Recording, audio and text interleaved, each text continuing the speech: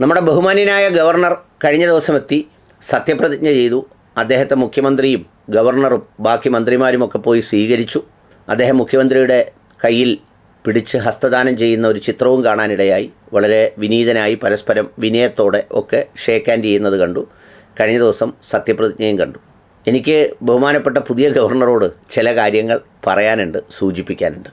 Governor ഞങ്ങളുടെ സംസ്ഥാനത്തിൻ്റെ ഒന്നാമനാണ്. ആ ഒന്നാമനായി ഇരിക്കുന്നത് ഭയങ്കര സന്തോഷവുമാണ്. ഒന്നാമനായി വരുന്നത് അദ്ദേഹം രാഷ്ട്രപതിയുടെ പ്രതിനിധിയായിട്ടാണ്. രാഷ്ട്രപതി, ഗവർണർ തുടങ്ങിയ പോസ്റ്റുകൾ ഭരണഘടനാപരമായ പരിമിതികളുണ്ടെങ്കിലും അതിൻ്റെ ഔന്നിത്യം ഒന്ന് വേറെയാണ്.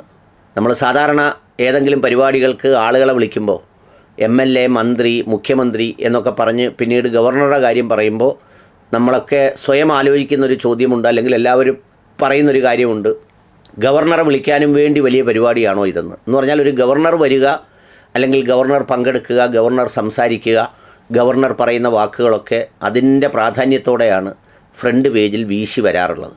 ആ ഔന്നിത്യം ഇതുവരെ ഉണ്ടായിരുന്ന ഗവർണർമാർ, തൊട്ട് മുമ്പുണ്ടായിരുന്ന ആളൊഴിച്ച് ബാക്കി എല്ലാവരും പാലിക്കുന്നത് കണ്ടതായിട്ടാണ് കേരളത്തിൻ്റെ ചരിത്രം. എന്നാൽ ഇതിന് തൊട്ട് മുമ്പിരുന്ന ഒരാൾ റോഡിൽ പോയിരുന്ന് ഒരിയിട്ടും വേദികളിൽ പോയി ഒച്ച വെച്ചും ചില സ്ഥലങ്ങളിൽ ഗോഗ്വ വിളിച്ചും എല്ലാം ഏതാണ്ട് ഈ അന്യനാടുകളിൽ നിന്ന് അല്ലെങ്കിൽ ചില സിനിമകളിൽ ഇൻ്റർവെല്ലാവുമ്പോൾ എത്തുന്ന ചില അന്യ സംസ്ഥാന ഗുണ്ടകളെ പോലെ പെരുമാറിയാണ് മടങ്ങിയത്. അതുകൊണ്ട് പുള്ളിക്ക് വേറെ എന്തെങ്കിലും നേട്ടം ഉണ്ടായതായി എനിക്ക് തോന്നുന്നില്ല. കാരണം പുള്ളി ഒന്നുകൂടെ ഇവിടെ ഇരിക്കാനാണ് ആഗ്രഹിച്ചത്. പക്ഷേ പുള്ളിയെ നടക്കിരുത്തിയത് ബീഹാറിലാണ്. അപ്പോൾ അതുകൊണ്ട് അവിടെ പോയി പ്രത്യേകിച്ച് എന്തെങ്കിലും നടക്കുമെന്ന് എനിക്ക് തോന്നുന്നില്ല. കാരണം അവിടെ ഇരിക്കുന്ന ആളിൻ്റെ കയ്യിലാണ് സെൻട്രൽ ഗവൺമെൻറ്റിൻ്റെ കീ ഇരിക്കുന്നത്. ആ കീ എടുത്താൽ താഴെ വീഴുമെന്നുള്ളത് കൊണ്ട് ഇവിടുത്തെ കൂട്ടുള്ള അഭ്യാസമൊന്നും നടക്കില്ല. ഒരു പക്ഷേ രാഷ്ട്രപതിയും കേന്ദ്ര സർക്കാരും ഒക്കെ ആഗ്രഹിച്ചിട്ടുണ്ടാവുക, ഇത്രയൊക്കെ പ്രായമായ ഒരാൾ 5 വർഷം കിടന്ന് ഗുസ്തി പിടിച്ചതല്ലേ, ഇനി വലിയപ്പോൾ ശാന്തമായിട്ട് എവിടെയെങ്കിലും ഇരിക്കട്ടെ എന്ന് വിചാരിച്ച് ഇരുത്തിയതാണെന്നാണ് എനിക്ക് തോന്നുന്നത്. ഏതായാലും ബഹുമാന്യനായ പുതിയ ഗവർണറോട് പറയാനുള്ളത്, അഴിമതിയോ സ്വജനപക്ഷപാതമോ അല്ലെങ്കിൽ അത്തരം കാര്യങ്ങളിൽ പെടുന്ന ബോധ്യങ്ങളിൽ വളരെ കൃത്യമായ നിലപാട് സ്വീകരിക്കണം. ആ സ്വീകരിക്കുമ്പോൾ ആ പദവിയുടെ ഔന്നിത്യത്തിനനുസരിച്ച് സ്വീകരിക്കണം. എന്ന് പറഞ്ഞാൽ അതിൻ്റെ ഒരു അസൽ ഗുണം കാണിക്കണം.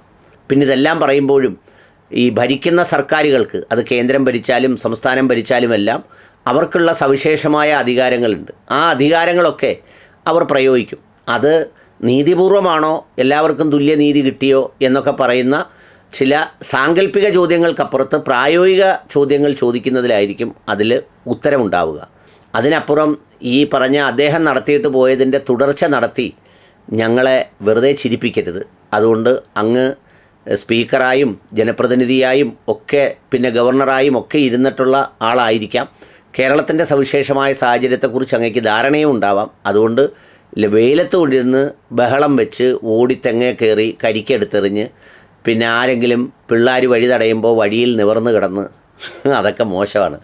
അതിനൊക്കെ പറ്റുന്ന പണി ഗവർണർ പണിയല്ല എന്നുള്ളത് ഈ പലപ്പോഴും മുൻകാല ഗവർണറുടെ ആ പ്രകടനം കാണുമ്പോൾ തോന്നിയിട്ടുണ്ട്. അതിന് മുമ്പ് ഒരുപാട് ഗവർണർമാരുണ്ടായിരുന്നു, സദാശിവ സാറ്, പിന്നെ അതിന് മുമ്പുള്ളവരൊക്കെ, അവരൊക്കെ രാഷ്ട്രീയമായും തന്ത്രപരമായും ഒക്കെ തീരുമാനങ്ങൾ എടുത്തിട്ടുണ്ട്. പക്ഷേ ഇത്രയും മോശമായ ഒരു ഷോ തെരുവുകളിലും റോഡിലൊന്നും വേറെ ആരും കാണിച്ചിട്ടില്ല. അതുകൊണ്ട് പറഞ്ഞതാണ്. അത് ശ്രദ്ധിക്കുമെന്ന് വിചാരിക്കുന്നു. അങ്ങയുടെ കാലാവധി അങ്ങയ്ക്കും നാടിനും സംസ്ഥാനത്തിനുമൊക്കെ വലിയൊരു വഴികാട്ടിയും ഒക്കെ ആയിത്തീരട്ടെ എന്ന് ആത്മാർത്ഥമായി ആഗ്രഹിക്കുന്നു.